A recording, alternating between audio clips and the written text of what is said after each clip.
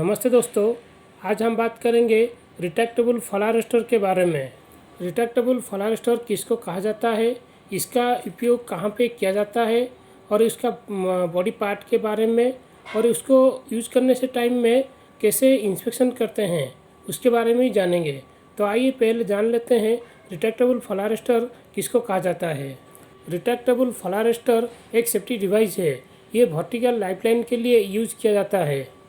जब हम हाइट में काम करते हैं वहाँ पे जब हम गिरते हैं, इसका जो इंटरनल ब्रेकिंग स्ट्रेंथ होता है उसको लॉक करके आदमी को वहीं पे लटका देता है और जो एनर्जी झटका देता है वो बॉडी के ऊपर लोड आता है। रिट्रैक्टेबल फ्लावर स्टोर का जो स्नैप हुक होता है उसको हम सेफ्टी बेल्ट में लगाते हैं।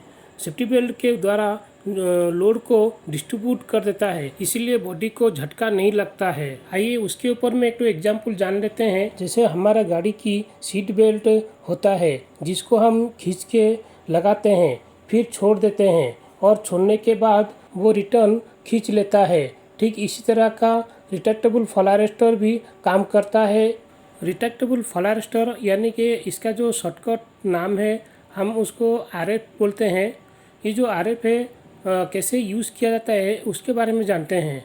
जहाँ पर हमको गिरने का डर रहता है और कहीं पे हमको बीम या स्ट्रक्चर में या आउटर साइड में हम काम करते हैं या स्कैफोल्डिंग का इरेशन करने टाइम में जो स्ट्रक्चर खड़ा किया जाता है उस टाइम में रिट्रैक्टेबल फ्लावर स्टोर का यूज़ किया जाता है। जहाँ पे सिंगल लाइफलाइन लगा के काम करते हैं वो लाइफलाइन लोड नहीं ले पाता है या फेल होने का डर रहता है, वो डायरेक्ट जीरो में भी आ सकता है। वो जगह में आरएफ यूज़ किया जाता है। मान लीजिए आप हाइट में काम करने के लिए गए हैं, वहाँ पे फुल बॉडी हार्नेस भी पहने हैं और रिट्रैक्टेबल फ्लावर स्टोर जो है आरएफ है उसको भी यूज़ कर रहे हैं, यानी कि दोनों का इस्तेमाल आप कर रहे हैं। तो करने टाइम में जो फुल बॉडी हार्नेस है वो फेल हो जाता है, वो काम नहीं करता है। तो उस टाइम में आरएफ जो है आपको फॉल होने से बचाएगा। इसमें क्या हो गया, डबल प्रोटेक्शन दिया गया, दोनों से कोई भी आपको फॉल होने से बचाएगा। जब भी इसको आप हाइट में यूज़ कर रहे हैं, करने टाइम में हमेशा एक लाइफलाइन लगाना है, उसमें एंकरिंग करके उसको फिक्स करके यूज़ करना है और हमेशा जो बॉडी का जो शोल्डर है, शोल्डर ऊपर में ही उसको लगा के यूज़ करना है। इसका जो मैक्सिमम लोड कैपेसिटी होता है 140 केजी, यानी कि एक आदमी का लोड ले सकता है। यानी कि जब भी आप इसको इस्तेमाल करेंगे एक ही पर्सन लगा के यूज़ करके काम करना है। इसका मतलब एक आदमी का जो वेट होता है नॉर्मली 70-80 केजी होता है, तो 70-80 केजी वो लोड ले पाएगा, इसलिए 140 केजी उसका लोड कैपेसिटी है। यानी कि जब भी भट्टी को टेस्ट होता है, हाइट पास बना जाता है, तो 70-80 केजी का जो आदमी होता है उन लोग को ही हाइट में जाने के लिए परमिशन दिया जाता है। ज़्यादा जो वेट आदमी होते हैं उनको हाइट में जाने के लिए परमिशन नहीं मिलता है, इसलिए उतना लोड तक आदमी उसको यूज़ कर सकता है। रिट्रैक्टेबल फ्लावर स्टोर को कभी भी बेमतलब का यूज़ नहीं करना चाहिए। जैसे कि उसका जो स्नैप हुक होता है उसको ऊपर नीचे खींचना, जानबूझ के लॉक करने के बाद उसमें लटक जाना, कभी कभी कोई मटेरियल को खींचने के लिए उसका जो स्नैप हुक होता है उसमें लगा के कोई मटेरियल को खींचना, जब भी काम ख़त्म हो जाता है उसको स्टोर में लेके ना रखना, ये सब छोटी छोटी गलती नहीं करना चाहिए।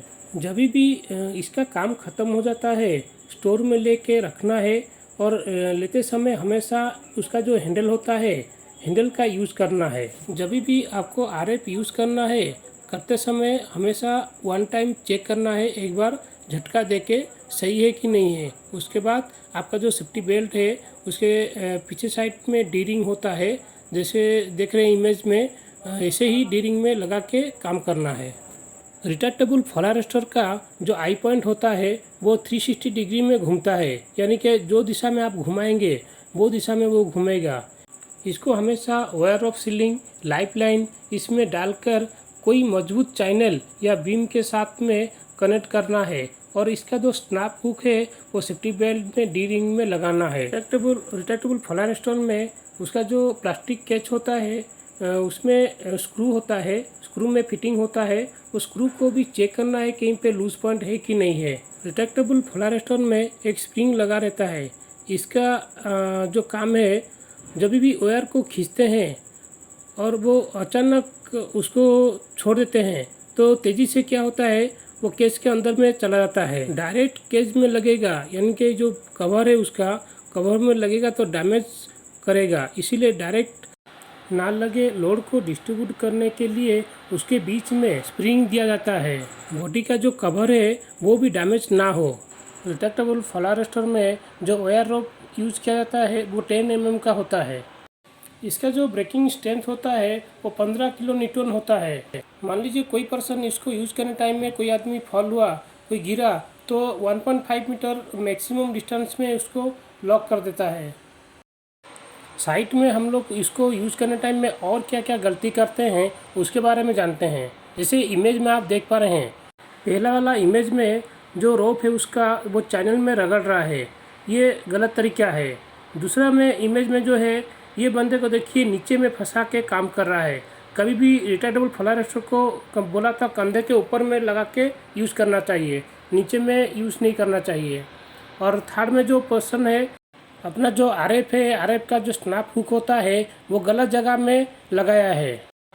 नेक्स्ट में देखिए जो आरएफ का जो रोप है वो कहीं चैनल में लॉक करके रखा गया है। ऐसा लॉक करके रखना नहीं चाहिए। जब भी काम ख़त्म हो जाता है स्टोर में लेके सेफ्टी रखना है। नेक्स्ट इमेज में जो देख रहे हैं आप 30 डिग्री में दिखा रहा है वो वहाँ पे 40 डिग्री होना चाहिए। हमेशा आरएफ का जो डिग्री होता है वो 40 डिग्री में होना चाहिए। नेक्स्ट में इमेज में जो है वो जो रोप है आरएफ का उसको बार बार ऊपर नीचे नहीं करना चाहिए। आइए नेक्स्ट पॉइंट जानते हैं। देखिए इसका जो रोप है वो चैनल में रगड़ रहा है, कभी भी चैनल में रगड़ना नहीं चाहिए। वो जो रोप है वो फ्री रहना चाहिए। नेक्स्ट पॉइंट है आरएफ को कभी डायरेक्ट कनेक्ट नहीं करना चाहिए, उसको वायर रोप सीलिंग या कोई लाइफलाइन में स्ट्रेचर में देके यूज़ करना चाहिए। नेक्स्ट पॉइंट में देखिए एक पर्सन डाउन से ऊपर जा रहा है और वो जो स्नैप हुक है उसको पकड़ के ऊपर जा रहा है, ये गलत तरीका है। आज हम टीबीटी में जाने रिट्रैक्टेबल फॉल अरेस्टर के बारे में, कैसे यूज़ करना है और उसके पार्ट के बारे में जाने और कैसे गलत तरीक़े से यूज़ किया जाता है, कैसे सही तरीके से यूज़ करना है और उसके एग्जाम्पल के बारे में भी जाने।